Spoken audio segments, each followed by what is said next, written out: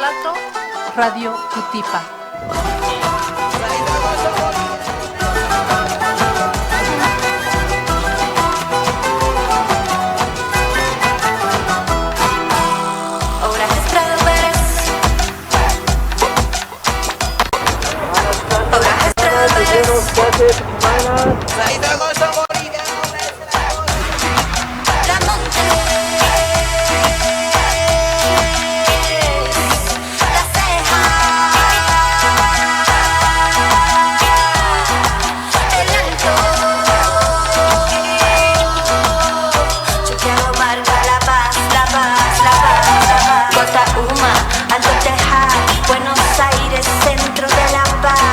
Chachicana, Achumani, Chasquipampa, ahora Prado Pérez, Miraflores, Pampajasi, Villa Copacabana, Achumani, ahora Prado Pérez, ahí vamos.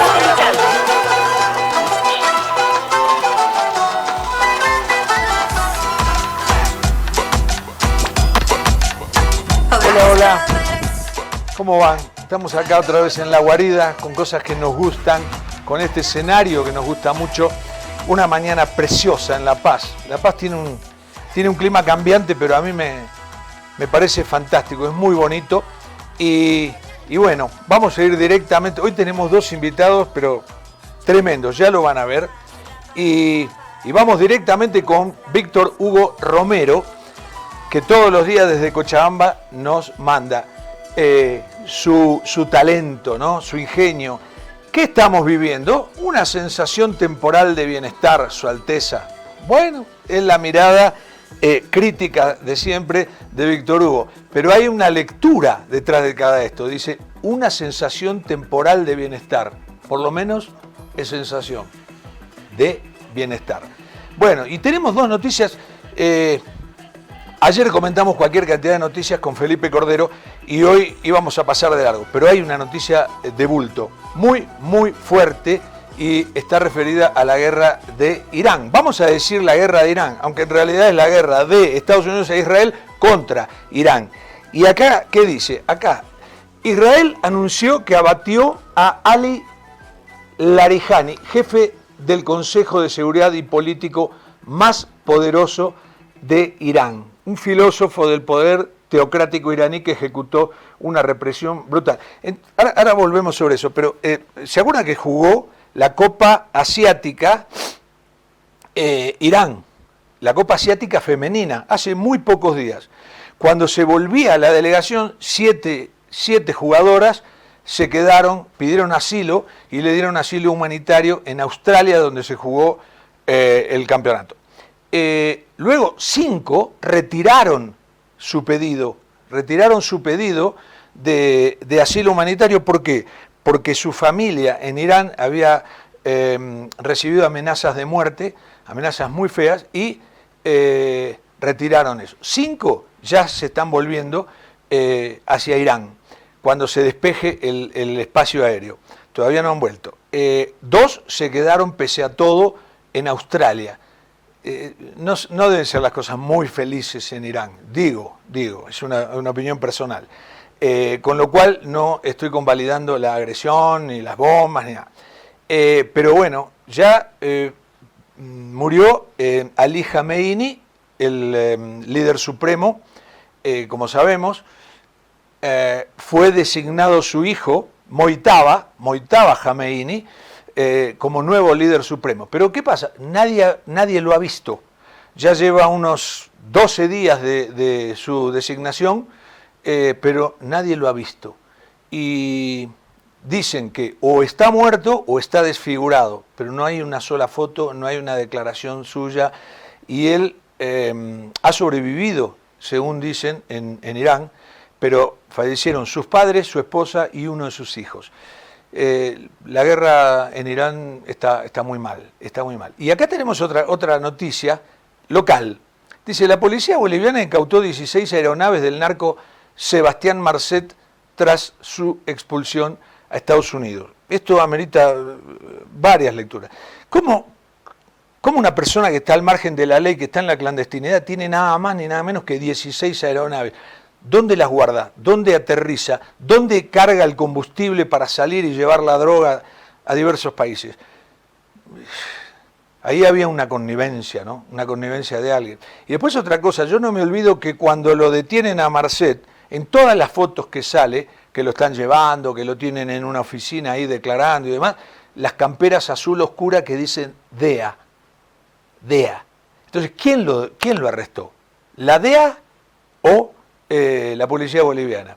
Acá hay una, como dicen, Donald Trump lo dice, ¿no? Que están haciendo un barrido de narcotraficantes. Para eso se hizo el escudo de las Américas, que se celebró el otro día la inauguración o la creación en Miami del escudo de las Américas, con 12 presidentes latinoamericanos para combatir el narcotráfico. Bueno, dijeron que Nicolás Maduro era un narcotraficante, se lo llevaron.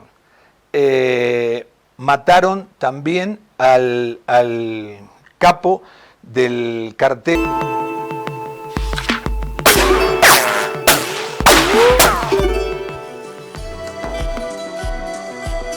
Bueno, vamos a presentar con Bonnie and Clyde, que es la cortina, a Sergio Prudencio, un eminente músico, un eminente hombre del arte en Bolivia, que a mí me sorprende cada día más Bolivia, con sus propuestas artísticas profusas.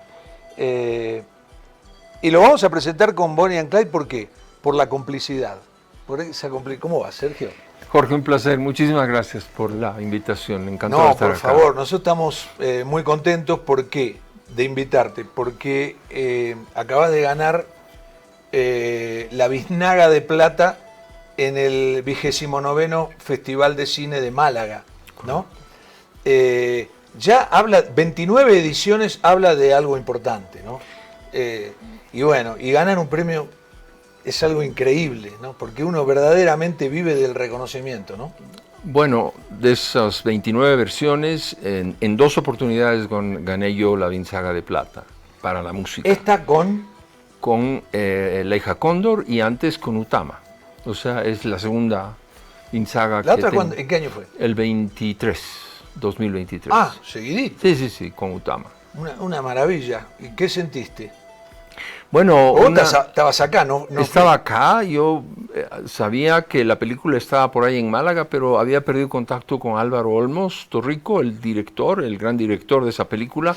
No estaba muy actualizado de lo que pasaba, de manera que me enteré por un posteo que hizo uno de los productores de la película, pero no se me comunicó directamente, sino después que ya yo me pronuncié, lo llamé a Álvaro, etcétera. Así que fue muy linda la sorpresa. Pero La hija Cóndor ganó 2. Efectivamente. 2 biznagas. 2 Binzagas las ganó a Mejor Música, que en realidad va para mí y para Marcelo Guerrero, que hizo una parte de la música, ya te voy a explicar cuál.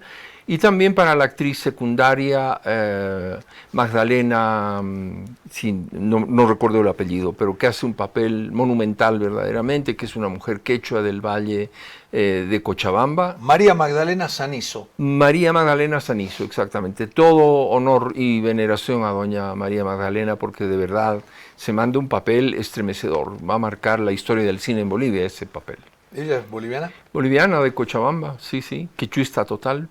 Qué bárbaro, porque ya el año pasado ganó una película boliviana, sí. Ladrón de Perros. Ladrón de Perros, efectivamente. Y antes Utama, como te venía diciendo, de manera que el cine boliviano tiene con qué, salvo recursos, talento, creatividad, propositividad, sí. Compromiso del sector, está ahí, pero necesitaríamos que hubiera más compromiso, que las cuotas con Ibermedia se regularicen, y que haya más inversión de productores bolivianos en la cinematografía nacional. Sí, yo lo dije al comienzo de este segmento, y te lo digo de corazón, a mí me sorprende la actividad artística, la cantidad de artistas de todo tipo, pintores, escultores, artistas, o actores, directores, músicos.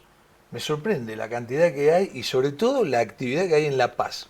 No sé cómo será en Cochabamba. Pero bueno, Álvaro Olmos Torrico es el director, es de una nueva generación de cineastas, él es de Cochabamba, vive, trabaja en Cochabamba, no es su primera película, tampoco es su primera película buena, él ya produjo varias, es productor y realizador.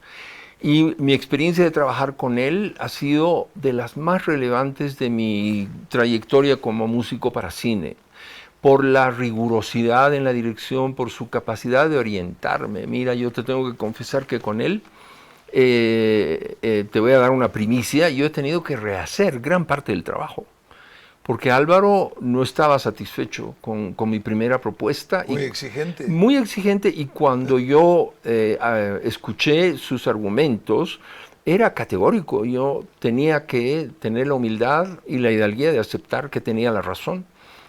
Y rehice prácticamente el 80% de la película, que bueno, gracias a esa dirección está hoy día premiada, ¿verdad? Entonces, Álvaro Olmos es de una nueva generación, es un nombre nuevo relativamente en el cine boliviano, que hay que atender muchísimo porque joven, tendrá alrededor de sus 40 años, pero lo menciono y lo destaco porque también es mi manera de agradecerle a él el haberme convocado para hacer la película y el haberme dirigido con tanta competencia y con tanta rigurosidad. Ahora, hay que explicarle a la gente, al televidente, que una cosa es que hagas una composición y otra cosa es que te pidan una composición, ¿no? Yo digo, siempre pienso en Lalo Schifrin, un argentino que se fue a vivir a Estados Unidos y fue muy famoso, ganó un Oscar, como se llama, es un músico, todavía vive y es un gran músico. Hizo la música de Misión Imposible, ¿no? Sí. Que es el suspenso.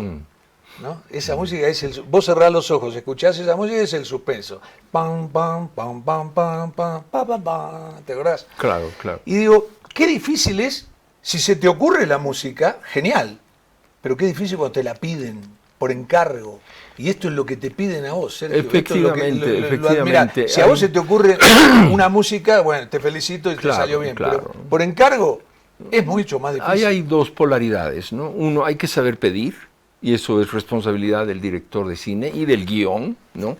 Y dos, hay que saber escuchar el pedido y entender por dónde van las demandas, ¿no? Y ahí con Álvaro tuvimos inicialmente un punto de desencuentro, pero que después se articuló de una manera extraordinaria, ¿no? Porque él nunca renunció a lo que él quería que la música hiciera, nunca. Ni con todas las propuestas que yo le presenté en principio, ¿no? Y me dijo, no es por ahí, me dio una serie de coordenadas que me permitió entenderlo mejor y atender su pedido, como te digo. Pero cuando dice, bueno, levanta el teléfono y dice, Sergio, voy a hacer tal película o estoy haciendo tal película, tengo en mente esto, quiero que me hagas la música. ¿Qué te facilita? ¿El guión? ¿Cómo? Mira, desde luego el guión. ¿Cómo te metes dentro de la película? Hablando con el director, para mí es la fuente más importante. Por una razón, Jorge, el director, al hablar de la película, de los personajes, de las historias, de las circunstancias, es imposible que no transmita emotividad, emociones, las relaciones emotivas que él tiene con los personajes, las escenas, la historia, el argumento, etc. Y para mí, mi definición siempre ha sido, la música es la emoción del cine, ¿no? Es lo que le carga o detona o potencia la emotividad de la película, ¿no? Entonces yo generalmente me engancho de esas emotividades que el director transmite para construir una propuesta que tenga que ver con las demandas ya del guión propiamente tal. Pero lo que te digo, es muy difícil para el que está creando algo, hacer algo por encargo. Es muy difícil porque no estás en la cabeza del otro. A mí me piden, ayer justamente, ¿no? Yo hice varios libros, algunos están por acá, y cuando se te ocurre un libro,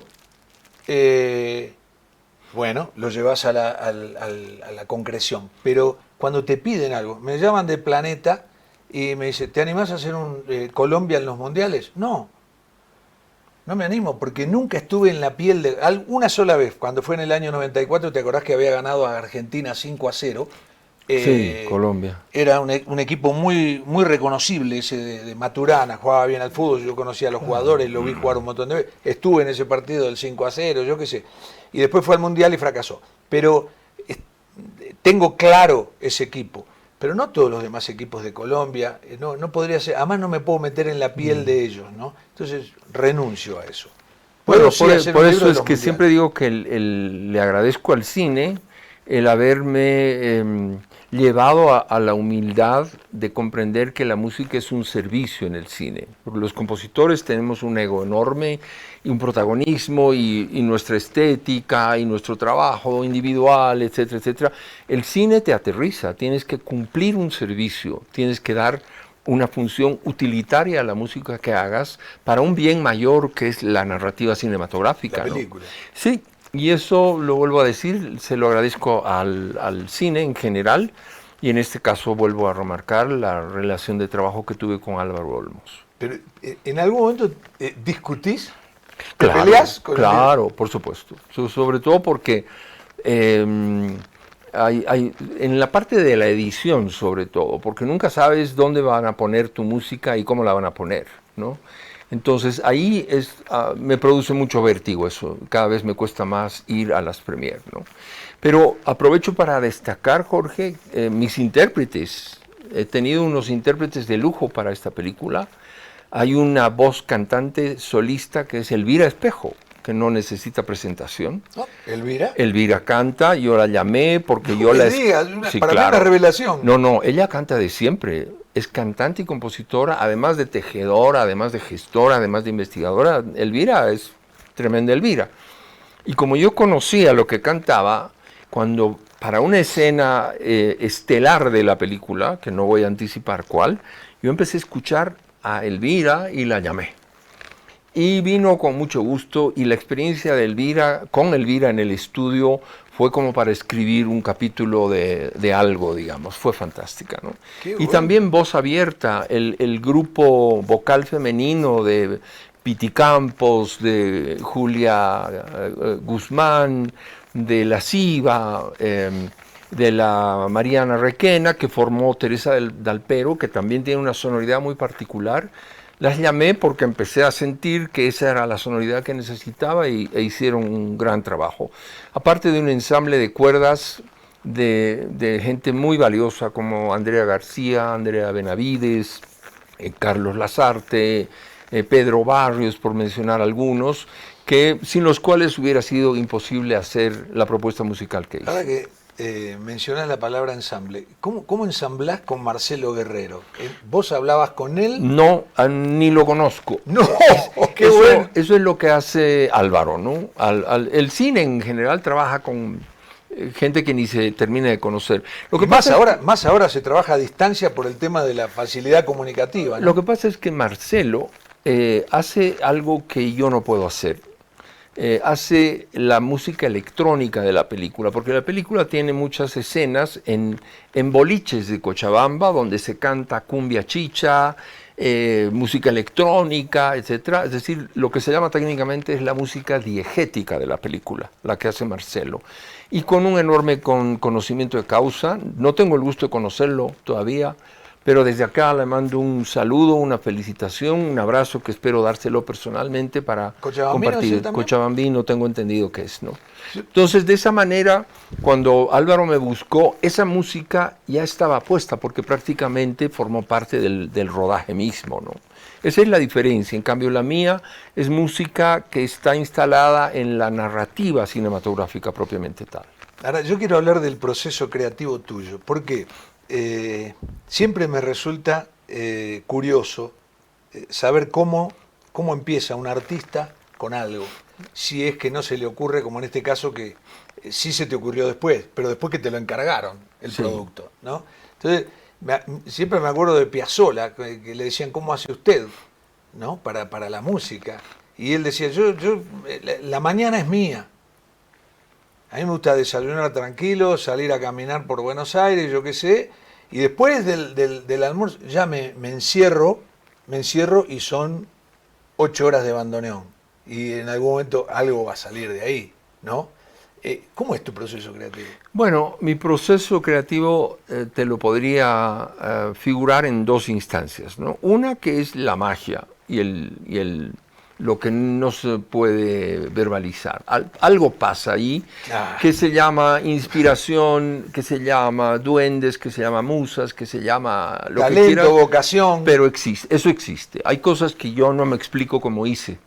Ni cuál fue el detonante, pero ahí aparecieron en medio de esa magia, ¿no? Sí. Pero la otra es el oficio, o sea, la técnica que te forma. Yo tengo el privilegio de haber sido formado con enorme rigor técnico en la Universidad Católica por maestros como Alberto Villalpando, Carlos Rosso, Rubén Bartañán, y ese es el oficio que cuando la demanda inminente te presiona, al cual puedes acudir, y a menudo con el oficio a mano las musas y los duendes suelen ser más asequibles. Pero aparte porque uno viene de toda la vida con una proclividad, ¿no? Sí, claro, eso desde luego, ¿no? Vos tendrías la música a los 13, 14 años, ya tenías la música dentro. Antes. En mi casa el acordeón estaba antes que la cocina, digamos. Claro. ¿De quién viene eso? ¿De tu papá? De mi mamá. Bueno, mi mamá tocaba y mi papá compraba instrumentos y traía profesores. Desde que tengo memoria eso pasaba, era un fermento musical la casa. En la sala estaba el profesor Berkovitz enseñando acordeón a mis hermanos. Mi padre compraba los instrumentos de su tío político Miguel Ángel Balda, que fue un compositor famoso. Mi mamá tocaba a las 5 de la tarde el acordeón para que la pelea entre los 5 hermanos llegue a mejor puerto. ¿Sos el único que lleva músico? No somos 5, éramos 5, de los cuales 3 somos músicos. Los 3 hombres somos músicos. Ah, qué bárbaro. Claro, mis 2 hermanos viven fuera de Bolivia hace mucho tiempo. Claro. O sea, El único que apostó por Bolivia fui yo. tu papá fue el productor, digamos, de todo esto. Realmente esa es la palabra. Él no tocaba. Él se moría por tocar, pero no podía, pero él fue efectivamente el productor. Claro. El que entrevió que Claro. esto podía llegar a algo, ¿no? Sí, efectivamente, ambos. Qué bueno. Pero la musa era tu mamá, la que empezó. Sí, claro, yo tengo todavía eso clavado en la profundidad de la memoria, de mi entraña, del ser. Sus tocadas de acordeón, de las piezas que nos gustaban, tocaba cosas alemanas, del Tirol alemán, cosas del folclore boliviano, de Santa Cruz. No, era una belleza. Háblame de La hija cóndor. ¿Peliculón? Peliculón, absolutamente. Es un poema, se lo he dicho a Álvaro, es un poema realmente que aborda una temática boliviana desde una sofisticación y sin dar mensajes, sin decir hay que ir por acá. Él respeta sus propios protagonistas y su propia historia, ¿no? Es la historia de una mujer partera, la que ha ganado el premio, doña María Magdalena. Ella es la partera que va en las comunidades del Valle Alto de Cochabamba a atender a las mujeres, Claro. asistida por el personaje principal, Clara, que es una muchacha joven que la asiste cantando en los partos. Para tranquilizar Para a la tranquilizar la parturienta. situación, la mujer, ese solo hecho es de una poesía inmensa. Pero esta muchacha joven se siente tentada por la modernidad y se va a Cochabamba a buscar vida en la música, ¿no? Hace cumbia, aprende a tocar el acordeón, se pone mini pollera, canta, etcétera, pero con una dignidad enorme, ¿no? Y finalmente la madre adoptiva, que es la partera, va a buscarla a Cochabamba y se da cuenta que esa modernidad es irreversible. Se vuelve a la comunidad Te iba a decir. y se inmola, se suicida. ¿Qué? En una escena estremecedor, que es para la cual canta Elvira Espejo, dicho sea de paso. Qué tremendo. Ahora, Entonces, esa historia de la dignidad de aceptar que tu tiempo ha terminado ha pasado. y aceptar sin condena que las nuevas generaciones pueden optar por una identidad y por un destino propio, es absolutamente conmovedor. Ahora, claro, la muchacha joven vuelve a la comunidad, sin saber que la madre adoptiva se había inmolado, y asume la película, acaba con ella restituyéndose en la función de origen. Ahora, yo me imagino que cuando vean la película, chicos jóvenes no entiendan bien cómo es eso de la partera, ¿no? Pero, porque ahora hay una parafernalia para tener familia que es tremendo. Preparación, cursos, Sí. la mujer y el hombre, ¿eh? Mozart. Claro. A Mozart lo meten, dicen que Mozart... Todo. Entonces, no entienden que antes era todo mucho más simple.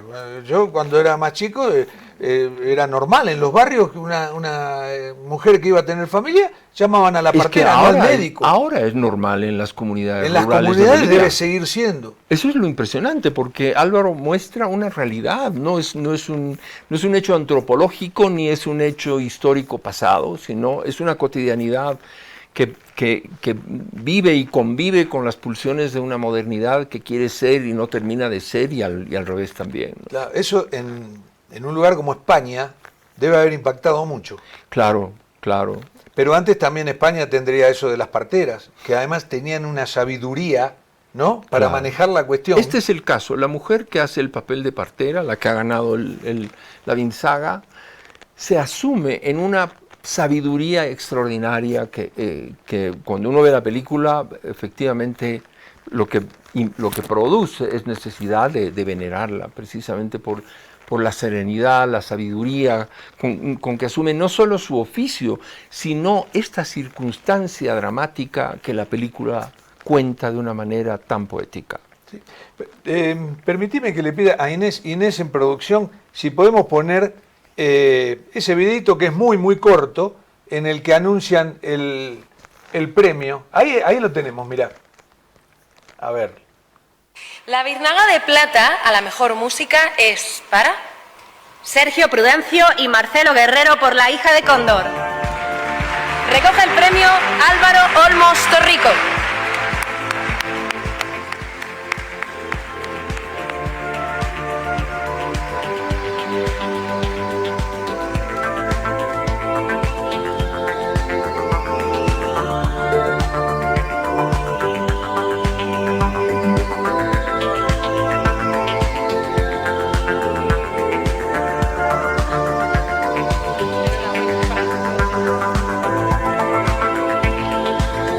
Buenas noches a todos y todas.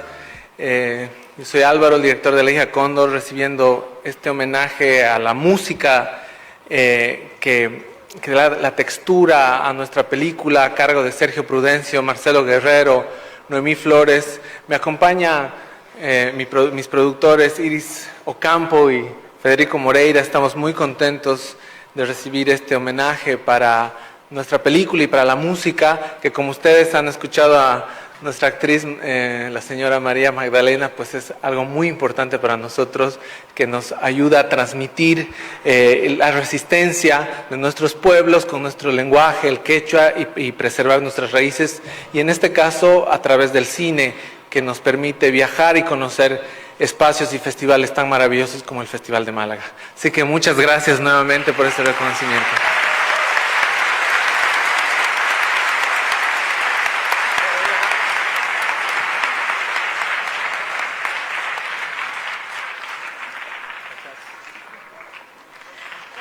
Con ustedes, Carolina Iglesias y Chiara Ferragni.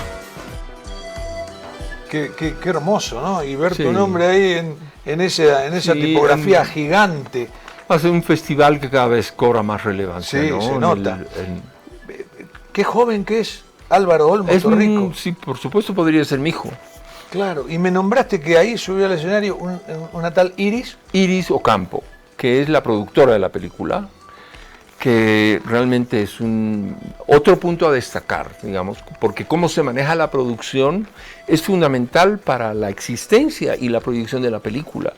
Y me consta porque la producción de la música no ha sido fácil en términos presupuestarios y en términos logísticos, y ella ha proveído todo lo que era necesario con un gran profesionalismo y una gran apertura y una gran comprensión. Y sobre todo lo difícil que es conseguir dinero para hacer cine. Claro, y si tú ves la producción ya de la imagen como tal, la parte actoral, las locaciones, la dirección de arte, todo eso que producción direcciona, es extraordinario. Iris Ocampo, también mi agradecimiento para ella porque sin ella esto no hubiera sido posible. ¿Cuánto tiempo te dan para la música? Bueno, depende de cada película. Aquí Lógico. he tenido aproximadamente un mes y medio para la parte creativa y aproximadamente 3 semanas para la producción propiamente tal, en promedio, ¿no? Claro. Pero ha habido idas y venidas, ha habido cosas que rehacer, que no fueron finalmente, de manera que aproximadamente unos 2 meses todo. Intensivos, sin dormir prácticamente. Sería bueno aclarar una cosa. Dice biznaga de plata. Binsaga. No, biznaga. La biznaga es una florcita. Biznaga, mira. Sí. Biznaga de plata. ¿Por qué? ¿Porque hubo una música que ganó la biznaga de oro? No. La biznaga de oro, hay dos biznagas de oro. Una para la película ganadora, digamos, española. Exacto. Y la segunda para la película ganadora iberoamericana. Y luego todos los demás premios son biznaga de plata. Claro.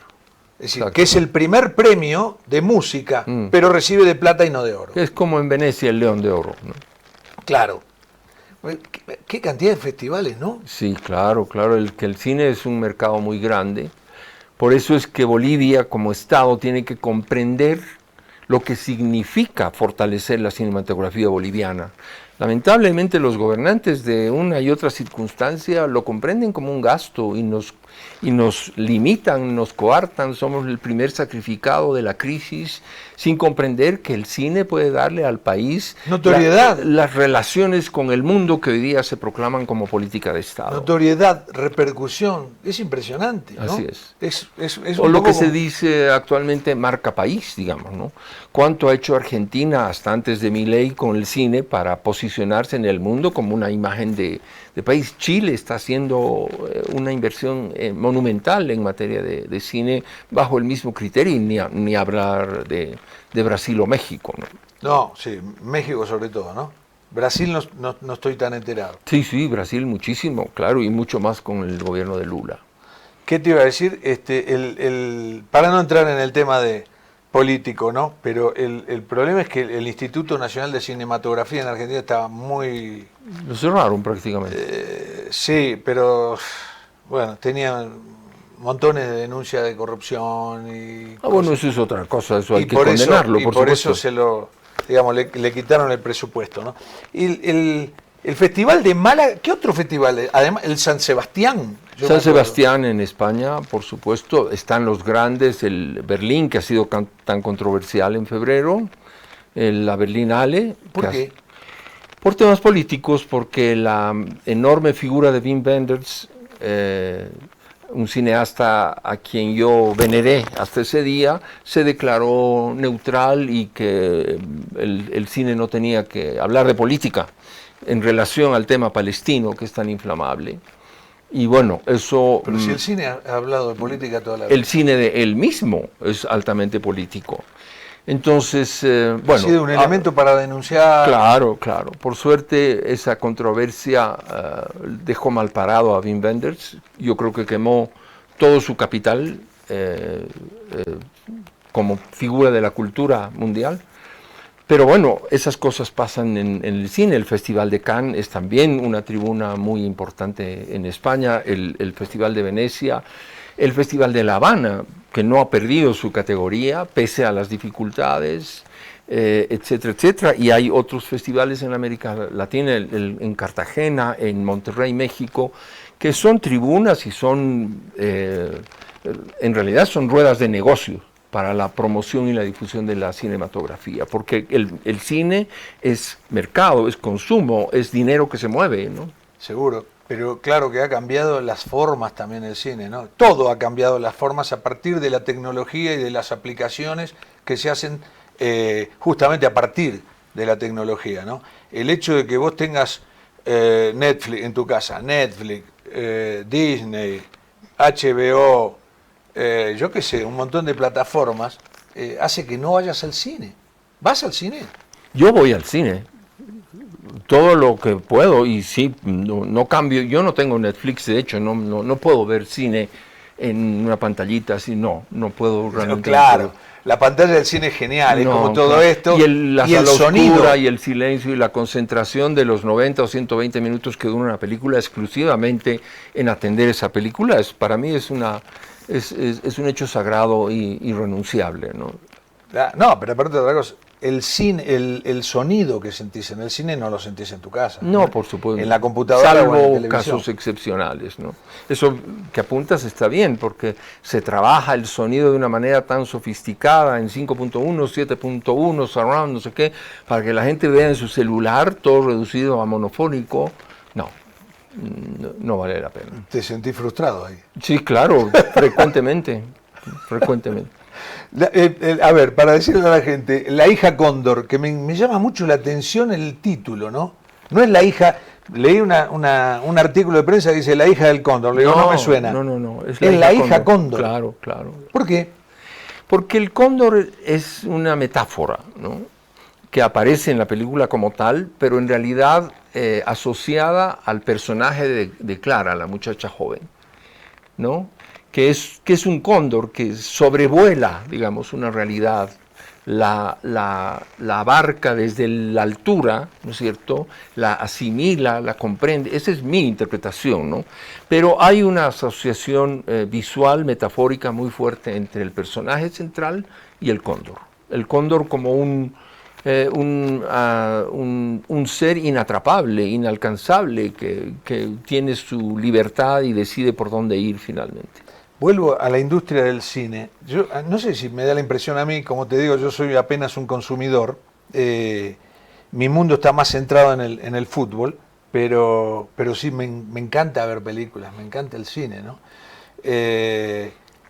Y lo que veo es que, antiguamente Estados Unidos, que siempre fue la meca del cine, estaba en el piso 40 y América Latina estaba en el piso 2, ¿no? Y yo veo que hay como una nivelación, ¿no? Bueno, en términos de producción, de calidad de producción, de cinematografía, de guiones, de inventiva, de actores, de guionistas, de directores, la América Latina es una fortaleza. Pero nuestra debilidad, y muy difícil de revertir, está en la distribución. La hegemonía monopólica que ejerce Estados Unidos sobre el mercado de la distribución nos pone en una situación es imposible competir. ¿Me entiendes? ¿Cómo metes una película boliviana a los mercados que están? Ni en Bolivia. Esta película no se ha visto en Bolivia. Claro. Porque pones una película boliviana en no voy a mencionar nombres, en las salas de Bolivia y te echan a la semana porque hay la presión de una película gringa que hay que poner. Eso es monopolio y eso existe, Jorge, no es una... Mirá, ahora que decís esto, me haces acordar, y coincido, con esta película de Carla Ortiz, Un regalo de Navidad. No estoy valorando la película, si buena, regular o mala, pero fue una semana. Sí. Claro. Y desapareció. Esa distribución hegemónica norteamericana controla hasta las salas en La Paz, Bolivia, en Potosí también.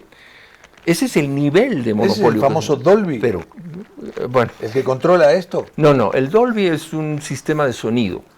Un sistema de sonido que se inventó hace ya algunas décadas en la cinematografía para compensar la estereofonía muy abierta de una sala que tiene 12 metros, 15 metros de pantalla de ancho, y dejaba en la estereofonía el eje central ausente. Entonces el Dolby se crea para compensar una estereofonía más envolvente que luego deriva en el 5.1 y otros sistemas de... Claro, pero ahora me ilustrás con el tema de la industria. No se trata solo de presupuesto, que también. Por supuesto que sí, claro. Pero el tema es la distribución. No, claro. Y ahí es donde ese cine hegemónico es el que nos condiciona modelos narrativos, modelos de producción, modelos actorales, modelos argumentales, etcétera, etcétera. Por lo tanto, quienes hacen cine desde otro horizonte que no sea ese, como Álvaro Olmos, por mencionar el que está más fresco, digamos, Ale Loaiza, toda la nueva camada de cineastas bolivianos, y los antiguos también, por supuesto, hacen un trabajo contracorriente muy difícil, que sin nuestros estados terminará siendo, no sé, una catástrofe, espero no declararlo. Claro, haces cine para vos mismo. Claro. ¿No? Claro, yo me acuerdo ahora, yo trabajé muchos años en la revista El Gráfico y una de las, o sea, la revista era buena, era muy linda, pero uno de los tesoros, ahora me doy cuenta, del Gráfico era el tema de la distribución, ¿no? La orden era que fuera a cada pueblo de Argentina, aunque sea una revista. Yo de niño adolescente leía El Gráfico y le pedía a mi papá que me compre sin faltar. Pero escuchame, y venía a todos los países, claro, ¿no? claro. Y tenía que estar en La Paz y tenía que estar en Cochabamba, eso se cuidaba muchísimo. Claro. La distribución es brutal. Es clave, y ahí no lo podemos hacer sin nuestro Estado. Y hablemos del cine boliviano. Necesitamos al Estado boliviano. Necesitamos que se comprenda la importancia de este aspecto. La cultura mundial se mueve en el cine, porque es el punto donde convergen varios lenguajes, lo sonoro, lo visual, lo representativo, lo temporal, etcétera, etcétera, ¿no? Y nosotros como sector cinematográfico tenemos que aportarle al país en las dinámicas de interrelacionamiento global que están instaladas hoy en la agenda inevitable del mundo, ¿no? Eso es importante que comprendan, que el cine boliviano le puede aportar al desarrollo del país en términos de su relacionamiento, también económico, no solo cultural. Lo que genera como respeto, como prestigio al país. Claro. Pues es que yo he comentado, por ejemplo, la película Mi Socio, cuando voy a Argentina, ¿y el cine boliviano qué tal? No, bueno, yo he visto un montón de películas, hay una película, Mi Socio, no sabes qué película, un peliculón, qué sé yo. Nadie tiene la menor idea. Claro. Ni entre nosotros distribuimos nuestro cine como Latinoamérica, ¿no? Y ahí tú ves María Magdalena dando su discurso de recepción del premio que le dan por actriz de reparto, conmueve a la sala, solo por la forma en que se dirige a la sala y termina cantando en quechua. Esas potencialidades tenemos con las cuales nuestro país puede hacer un diálogo con el mundo muy, muy, muy fuerte. Mucho talento hay en Bolivia, cierto. Lo he comprobado, viniendo de afuera. Sergio, bueno, felicitaciones. Muchas gracias, Jorge. Pero aparte otra cosa, gracias por alegrarnos, porque cuando vemos la noticia, Sergio Prudencio ganó en la Biznaga de Plata, uno se alegra, porque te conoce, porque te sabe cercano, ¿no? Sí, yo tengo que agradecer eso también, la cantidad de gente que me llama, que me escribe, que comenta. La naturaleza se muestra en todo su esplendor, creando un mosaico de paisajes que desafían la imaginación.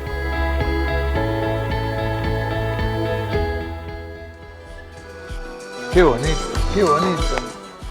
Uno se enamora de ver esos paisajes y además la admiración que hay hacia Suiza, ¿no? Yo había hecho para recibir a la embajadora Maya Mesmer. Embajadora, ¿cómo vas? Muy bien, muchas ¿Puedo gracias. tutear? Claro, por supuesto. Muchas gracias por la invitación, Jorge. Es un placer estar aquí Claro. otra vez. Yo hice un cuestionario para preguntarle a la embajadora de Suiza en Bolivia, y lo último que puse, voy a dar vuelta y voy a arrancar por lo último. Yo digo que aquí en América decimos que cuando una cosa está muy bien hecha, cuando es casi perfecta, decimos funciona como un reloj suizo. Y esto no habla de los relojes, habla de la gente suiza. Y también decimos, por ejemplo, Uruguay es un hermoso país, muy bonito y funciona muy bien y tiene una gran calidad de vida. Y alguien dice, sí, pero Uruguay, esto, lo otro. Bueno, tampoco es Suiza, como diciendo, tampoco es perfecto, ¿no? ¿Qué se siente cuando te dicen esas cosas? Bueno, sí, yo creo que sí es un orgullo para nosotros este reconocimiento también de nuestra manera de organizar nuestro país, también como somos, como suizos. Sí, yo creo que yo diría que es un orgullo, sí, que se siente. ¿Y cómo funciona esa melange de nacionalidades? Porque hay un cantón alemán, un cantón francés un cantón italiano, ¿hay un cuarto? Sí, bueno, tenemos 4 idiomas nacionales. El romanche también hace parte de nuestros idiomas nacionales, que se habla solamente en algunas comunidades del cantón del Grison, Graubünden, en las montañas. Esa fusión de nacionalidades que son diferentes ha sido muy armoniosa. Sí, bueno, es que también es siempre un esfuerzo, ¿no?, del Estado para integrar a todas las minoridades también en el país. Y por eso es que decimos que somos una nación de voluntad. Queremos convivir juntos. Y así funciona. Funciona bien. Sí. ¿Tú hablas español? ¿Por qué? Porque yo tuve la suerte de pasar un año de intercambio en Venezuela durante el colegio, cuando estuve en el colegio en Suiza, con una organización de intercambio. Qué bueno, en Caracas. En Caracas, pero también me tocó Barquisimeto, en 2 ciudades, sí, una gran suerte. Claro, aprendiste perfecto. Sí, claro, y de poder también vivir un año con familias venezolanas, sí, es una experiencia única, poder ir a un colegio local. Pero la embajadora Maya Messmer, embajadora de Suiza en Bolivia, está aquí ¿por qué? Una razón muy específica. El 11 de este mes, digamos que comenzó el año del 80 aniversario de las relaciones diplomáticas entre Bolivia y Suiza, que, bueno, tomamos parte del evento que festejó este comienzo, y lo que vimos fue que hay un vínculo entre Bolivia y Suiza muy fuerte. ¿Es así? Sí, yo diría también es así. Tenemos excelentes relaciones entre Bolivia y Suiza, y bueno, sí, ya hace 80 años que tenemos estas relaciones diplomáticas, y yo diría que es verdaderamente una relación también basada en el respeto mutuo, que es muy importante, ¿no?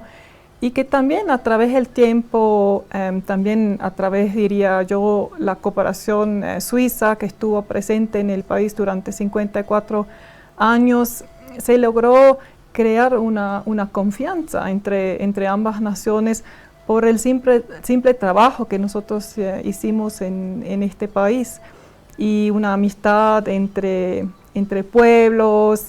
Hay casi 3.000 bolivianos que viven en Suiza, más o menos 800 suizos que viven en Bolivia. Son conexiones que se hacen entre gente también. Hay muchos bolivianos que tuvieron la oportunidad de estudiar en Suiza a través de la beca de la Fundación Patiño. Tenemos también relaciones al nivel cultural, por supuesto. Entonces, en todos estos ámbitos se establecieron conexiones, y yo creo que ahora lo que tenemos ahora es el fruto de todos estos intercambios. Sí, ¿es fuerte, digamos, el intercambio? Sí, bueno, es como lo he escrito en estos varios ámbitos. Tenemos cooperación por supuesto, al nivel político, a nivel económico, nivel cultural, al nivel de la cooperación entre las personas, los estudiantes. Entonces, sí, es bastante. Sí, se considera que somos 2 países, bueno, Bolivia es un país muy grande, pero no muy poblado, ¿no? Y Suiza es un país pequeño que también no tiene tanta gente, pero que haya esta conexión entre estas 2 naciones así tan especial, yo creo que sí es. Sí, cuando fuimos bonito. Ahí al acto de la conmemoración de los 80 años, lo que vimos es que trataron de resaltar las similitudes, y me llamó la atención las montañas, claro. La diversidad de etnias, porque Suiza, como recién decíamos, tiene 4 cantones, pero Bolivia tiene muchas nacionalidades también indígenas, ¿no? Son 36. Sí, claro. ¿Y qué otras cosas? Había 3 o 4 cosas, ¿no? Sí, claro. Bueno, también diría, somos los 2 países en el centro de nuestro continente. Mediterráneos. ¿No? En el corazón. Sí, mediterráneos también, sí. Esa era otra. La otra, sí. Y bueno, nosotros tenemos las montañas, pero también tenemos la parte un poco más del sur, por ejemplo, el cantón del Ticino, que da frontera hacia Italia, ahí hace mucho más calor, hay palmeras, entonces tenemos también estas un poco palmeras en Suiza es toda una revelación, ¿no? Bueno, ¿ves? Qué bueno, qué bueno. Bueno, se descubre algo nuevo, ¿no? bueno, Suiza ha dado una gran importancia a este aniversario número 80, a raíz de lo cual envió a, ¿cómo se llama?, al subsecretario de Estado para las Américas, que es un embajador también, digamos, plenipotenciario, ¿no?, que es François Beaufret. No sé si lo pronuncié bien. Muy bien. Muy bien. Y él hizo un discurso, me encantó su discurso porque hizo una reseña que no fue corta, pero tampoco fue excesivamente larga, y dijo cómo se iniciaron esas relaciones, ¿no?, que en 1946 Suiza ya tenía un encargado de negocios en Lima, sí. Y ese encargado de negocios vino aquí, presentó, digamos, el interés de Suiza por tener una embajada, y luego hay un tema que me encantó, es que en el año 69, como parte de la cooperación, vinieron un grupo de expertos suizos en ganadería seguramente, y en producción de leche, que Suiza son grandes maestros, y se vinieron acompañados de 90 vacas y 18 toros. Es genial. ¿Y en qué derivó eso? Sí, a mí también esa historia me encanta. Más que todo porque cuando empecé a viajar en el campo aquí yo me di cuenta, pero estas vacas se parecen a las vacas suizas, ¿no? Y es ahí que fui a preguntar, pero ¿podrá ser que tienen sus abuelos y bisabuelos en Suiza? Y ahí sí me contaron la historia, que cómo llegaron estos expertos con estas 90 vacas y los 18 toros. Y bueno, es por eso hay esta similitud, ¿no?, entre las vacas suizas y bolivianas. Así que, y bueno, tenemos también unas frutas de esta colaboración, diría, hoy en día tenemos la quesería suiza, ¿no?, cerca de Santa Cruz, que es conocido por su queso. También, por supuesto, hay otras queserías en Bolivia que producen un queso de primera calidad, de maravillas, de verdad. Sí. Y qué rico que es el queso. Bueno, en Europa hay otros países queseros que son fantásticos, claro, ¿no? Claro. Italia, Francia, Holanda. Por supuesto, sí. Pero Suiza destaca muchísimo. Pero el queso suizo es el mejor, ¿no? ¿Con cuántos países mantiene Suiza relaciones diplomáticas? Bueno, para nosotros el principio de la universalidad de las relaciones diplomáticas es muy importante. Entonces tenemos relaciones diplomáticas con todos los países. Con todos los de las Naciones Unidas. Sí. Que son, creo que 193. ¿no? Exacto, y aún más, sí, que todavía no son miembros de las Naciones Unidas. Pero que también se mantienen relaciones. Sí. Claro. Y yo digo, Bolivia le exporta, esto es notable, ¿no? Bolivia le exporta cacao. Sí. A Suiza. Sí. Y Suiza produce, yo digo, si no son los mejores del mundo, es como que pegan en el palo y salen, ¿no? Pero son los mejores chocolates del mundo. Y solo de Bolivia, no, de otros lados también debe importar el cacao. Importamos de muchos países del mundo, pero sí es un gran placer, una alegría que también podemos importar cacao desde Bolivia, y porque eso muestra también que esta combinación de alta calidad boliviana, cuando se junta con la calidad suiza, producen productos verdaderamente de muy alta calidad. ¿Y qué otras cosas van de allá para acá, de acá para allá, perdón? Sí, hasta ahora son más que todo productos agrícolas, como por ejemplo la quinoa, y ahí yo el año pasado tuve el placer de acompañar la primera carga de la empresa Andean Valley de exportación de quinoa a Suiza.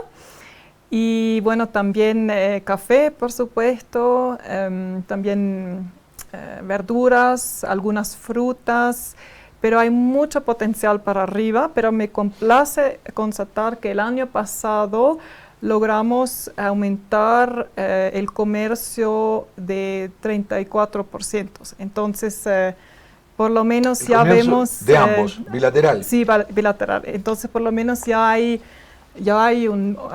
progreso, y eso sí me complace mucho, porque por supuesto esto también es un objetivo de una embajada, ¿no? Fortalecer las relaciones comerciales entre... Seguro. ¿Hay una cámara suizo-boliviana? Sí, tenemos una cámara, se lanzó el año pasado, tuvimos el lanzamiento oficial en Santa Cruz, y sí, estamos muy agradecidos también a todas estas personas que forman parte del directorio de la cámara, de haberlo impulsado, porque es un instrumento crucial, por supuesto, para también poder fortalecer estas relaciones. Y Suiza nos trajo el teleférico, ¿no? Sí.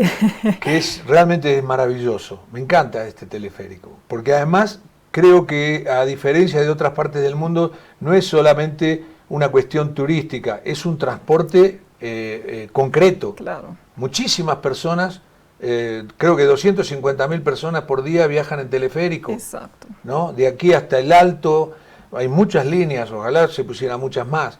Y es maravilloso cómo funciona, ¿no? Sí. Irreprochable. Y esto es de una empresa suizo-austríaca. Exacto. Doppelmayr, que es austríaca, y Garaventa, que es suiza. Que es suiza, sí. Y me llama mucho la atención una cosa, este nombre Garaventa me dice imaginariamente que es una empresa del cantón italiano. ¿Puede ser? No conozco la historia de Garaventa. Bueno, ahora forman parte de una empresa. Fusionaron y Una sola. Es una sola, sí. No conozco los orígenes de Garaventa, pero sí suena como un poco italiano o grisón, pero debo admitir, no conozco los raíces del fundador. Pero no es solamente esa empresa, es también la empresa Fazer en Suiza, que produce todos los cables del teleférico.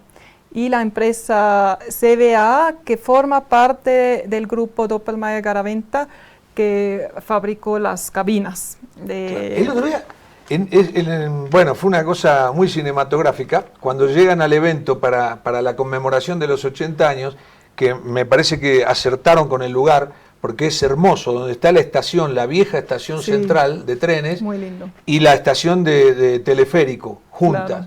Es un lugar muy, muy bonito, está muy bien reciclado, moderno, todo.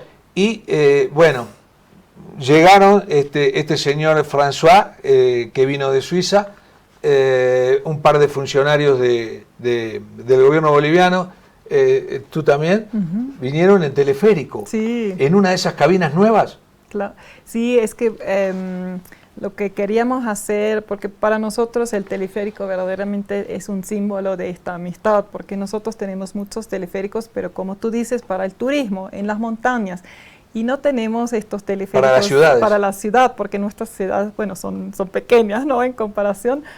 Y somos un país que valoriza mucho el transporte público. Yo, por ejemplo, también cuando estoy en Suiza, yo no tengo auto, yo me voy en transporte público porque funciona tan bien.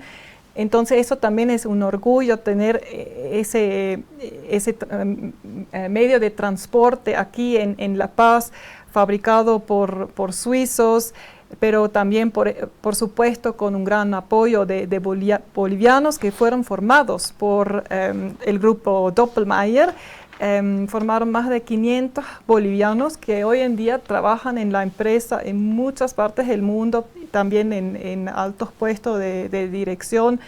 Entonces eso también es otro... Perdón, sí, bolivianos que han ido de aquí para afuera. Claro, claro. Primero fueron instruidos por Doppelmayr aquí. Exacto, sí, y ahora trabajan en el grupo, pero en otros países porque tienen muchos teleféricos también en América Latina, pero por supuesto también en otras partes del mundo. Y eso también para mí es un orgullo poder decir que una empresa suiza, austríaca, con una gran identidad suiza, pudo contribuir a la formación de tantos bolivianos, ¿no?, técnicos que muy bien formados hoy en día. Seguro. Y otra cosa que también Doppelmayr es especialista es en tranvías. Yo cuando estuve en Zurich, por ejemplo, una de las cosas que más me encantó fue ver el tranvía en las calles, ¿no? Sí. Es hermoso, En Europa en general hay, Claro. en Turín, por ejemplo, en Italia también hay, También, en sí. varias ciudades. Pero, y me recordó a mi infancia, que cuando yo, en Argentina, que también había Claro. tranvía, y que a uno a mucha gente le puede parecer que es algo antiguo, pero es hermosísimo el Claro. tranvía. Y ha hecho un tranvía en Cochabamba.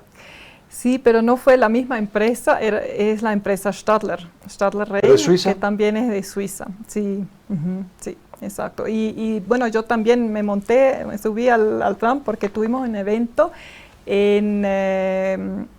un poco en las afueras de Cochabamba, y vimos que hay una estación de tram ahí cerca y ahí nos subimos, y sí, tengo que decir, era como un viaje en el tranvía en Suiza, porque es igualito. Sí. Maya, hay 2.800, casi 3.000 bolivianos en Suiza. Lo que para nuestros televidentes queremos saber, ¿es difícil para un boliviano llegar a Suiza? ¿Hay muchos requisitos? Sí, bueno, si quieres ir a trabajar, nosotros tenemos como un doble sistema, ¿no? Hacemos parte del sistema Schengen con los países europeos, y ahí hay libre circulación de personas, lo que quiere decir que si tienes un pasaporte de otro país Schengen, tú puedes ir a buscar trabajo en Suiza. Cuando vienes de afuera es diferente, es la empresa que tú... Schengen, perdón, para aclarar un poco, ajá. Schengen es un pasaporte europeo. Schengen es el área de los países europeos, es la unión de la frontera común, ¿no? de los países europeos. Son más que todos los países miembros de la Unión Europea, y también Suiza, que no forma parte de la Unión Europea, pero como estamos ubicados en el centro de Europa, hace mucho sentido para nosotros para estar dentro de ese sistema también, porque si no tuviéramos que controlar cada pasaporte de cada persona que, por ejemplo, quisiera viajar de Alemania a Italia y traversa Suiza, entonces sería todo muy, muy complejo, ¿no? Entonces nosotros también hacemos parte de este sistema. Pero si tienes un pasaporte, por ejemplo, boliviano, lo que primero necesitas es una empresa que te quisiera contratar, y más que todo por tus capacidades muy específicas que tienes. Más que si buscan un experto en un ámbito muy, muy particular, y ahí es la empresa que tiene que hacer una aplicación, pedir la visa laboral para ti. Sí. Ahora, Suiza es increíble, siempre me ha asombrado el tema de la neutralidad. Cómo un país tan pequeño ha logrado mantener esa maravilla que es la neutralidad en las guerras, en las cuestiones políticas, en las cuestiones comerciales, y ahora, como vemos, en el tema de la Unión Europea, que tiene 27 miembros, pero Suiza no. ¿Cómo han logrado esto? Esto es un tema histórico, digamos. Sí, bueno, la neutralidad de Suiza verdaderamente hace un poco parte ahora de nuestra cultura, ¿no? De nosotros, cómo nosotros nos comprendemos, cómo identificamos como suizos, y fue todo un proceso histórico. De nuevo, fue en el 1815 en el Congreso de Viena, después de todas estas guerras en el continente europeo, que se reconoció la neutralidad de Suiza, y después... O sea, está reconocida por los otros países. Por los otros países, exacto. Porque y eso es muy importante. Yo puedo decir, soy neutral, claro. y alguien me ataca también, ¿no? Claro, claro. Pero ha sido firmada. Ha sido firmada, exacto. 1815 en el Congreso de Viena, sí. Y después lo que es muy importante para nosotros es el Convenio de la Haya del 1907, porque es el convenio sobre el derecho de neutralidad. Y es ahí que se defina el derecho de neutralidad, lo que eso significa. Y bueno, son criterios muy estrictos, obligaciones muy estrictas que tú tienes como país, como por ejemplo no participar en una guerra, no favorecer una parte... alguna de las partes. Exacto, alguna de la parte. También que tienes que proteger tu territorio, que ninguna de las partes beligerantes puede utilizar tu territorio durante la guerra, y también que no puedes ser miembro de un pacto militar como por ejemplo la OTAN, que tiene este mecanismo que tienes que apoyar a los demás. Por ejemplo, corto, Segunda Guerra Mundial, si alguien salía de Alemania e iba a refugiarse a Suiza, Suiza no lo aceptaba. No depende, depende sobre qué periodo de la guerra hablamos, porque eso no es, el derecho de neutralidad no es relacionado al estado, a los refugiados, al asilo, pero es importante que mencionas la Segunda Guerra Mundial, porque tanto la Primera Guerra Mundial como la Segunda era una fase muy difícil para nuestro país, un país que es multiconfesional, es multilingüístico, multicultural, que como tú has descrito al principio, tenemos estos 4 idiomas oficiales, los franceses los que hablan francés identificándose de repente un poco más con Francia, los que hablan italiano un poco más con Italia, los que hablan alemán un poco más con Alemania, y todos estos países estaban en guerra, ¿no? Claro. Entonces era muy importante para el gobierno suizo de trabajar y fortalecer esta identidad suiza, esta integración, y la neutralidad era muy importante para guardar también la cohesión, ¿no? del país. Y bueno, al final tuvimos mucha suerte, que sobrevivimos todo estos horrores, ¿no? sin daños graves a nuestro país. Claro, sin agresiones externas, sí. ¿no? Y Sí. manteniéndose ahí justo en el medio de la cuestión. Sí. Una cosa muy difícil. Muy difícil. Sí. Ha tenido que tener una extraordinaria habilidad política, ¿no? Sí, Por más que haya acuerdos firmados y demás. Claro, y diría siempre hay violaciones al final, ¿no? Del derecho de neutralidad de ambas partes, pero al derecho se junta la política de neutralidad, y ahí tú como gobiernas manejas la situación como te parece adecuado en este momento, ¿no?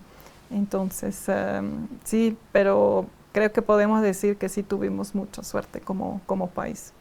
Embajadora, en 2024 van a ser 2 años, después de 54 años se terminó la cooperación suiza en Bolivia. ¿Por qué?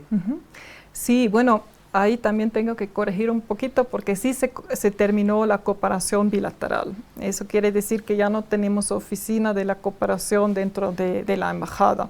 Pero lo que sigue es la cooperación temática, que está manejado desde nuestro hub de la cooperación de Suiza en Lima, en Perú, y que maneja programas al nivel regional, con también otros países de la región. Entonces ahí sí seguimos apoyando a Bolivia y a los países vecinos. A ver, para pasarlo en limpio, se levantó la oficina en Bolivia, pero sigue estando la cooperación desde Lima y con temas puntuales. Exacto, es otro tipo de cooperación como antes, pero yo creo que la razón principal fue que nuestro Parlamento, que tiene mucho que decir en el tema de la cooperación internacional de Suiza, ya hace tiempo decía que Suiza tiene que enfocarse más, o tiene que enfocar más su cooperación. Entonces fue en el año 2020 que decidió que tenemos que enfocarnos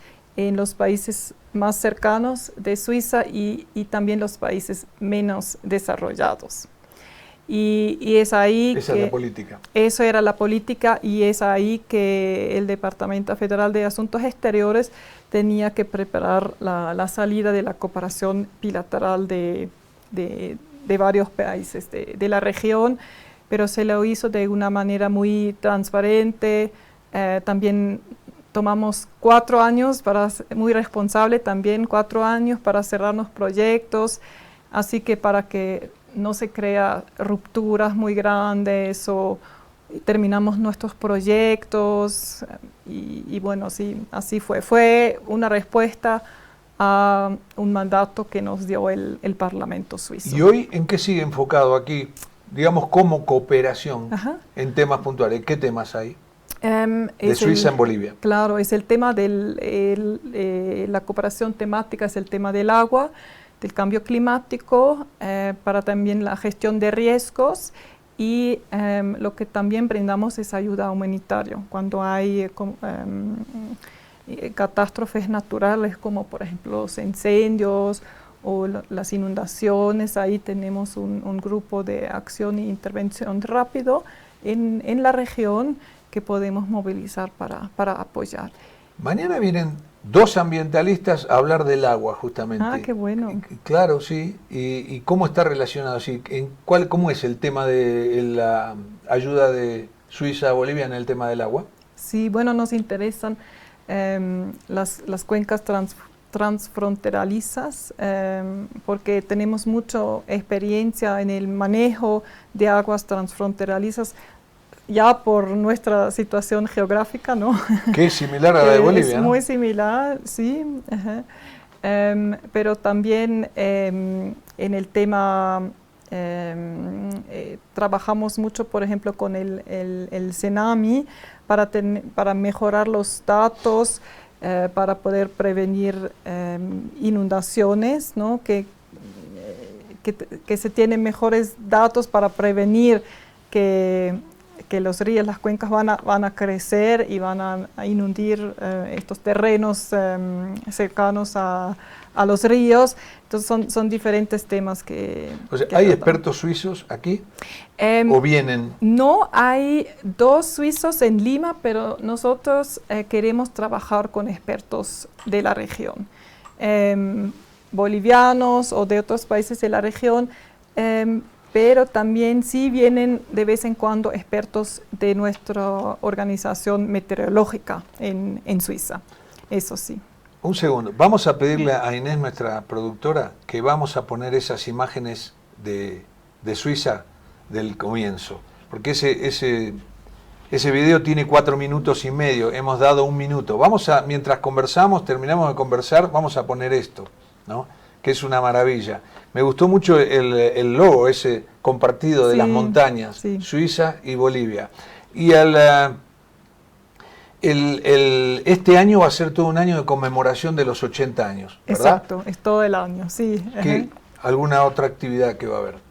Sí, bueno, nos complace mucho que ahora en abril también vienen músicos suizos para el Festival de la Música Barroca en la Chiquitanía, porque también ahí tenemos una gran historia entre Suiza y la Chiquitanía, a través de arquitectos que renovaron las iglesias y otro tipo de actividad y apoyo. Después también vamos a tener un artista que va a venir en mayo a Santa Cruz para crear un mural junto también con artistas bolivianos en el centro de Santa Cruz. Y después esperamos también poder más actividades culturales en el segundo semestre del año o en el marco de la Settimana Lingua de Italiana y otros eventos importantes, pero que todavía no tenemos a 100% confirmado. Así que aún seguimos trabajando en la agenda completa. Claro, siguen trabajando y preparando eventos. De las conmemoraciones. Sí. ¿Cuánto lleva aquí en Bolivia? ¿Cuánto llevas? Yo llevo un poquito más de 1 año. ¿Y cómo te sientes? Muy bien, sí, de verdad, muy bien eso. ¿Y la altura? Porque todo el mundo cuando llegas a Bolivia te pregunta por la altura. Claro, sí, claro, lo siento cuando subo las escaleras, cuando hago mucho actividad física, ahí sí me doy cuenta que no estoy a 400 metros, pero un poquito más alto.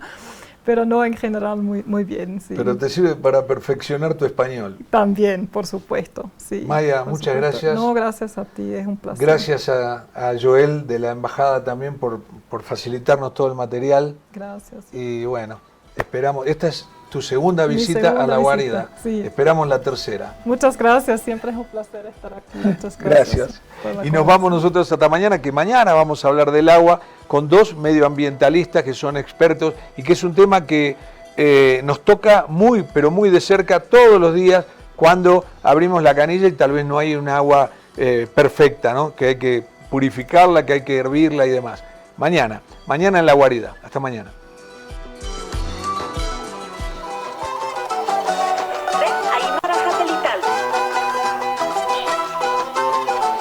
Primer plato, Radio Cutipa.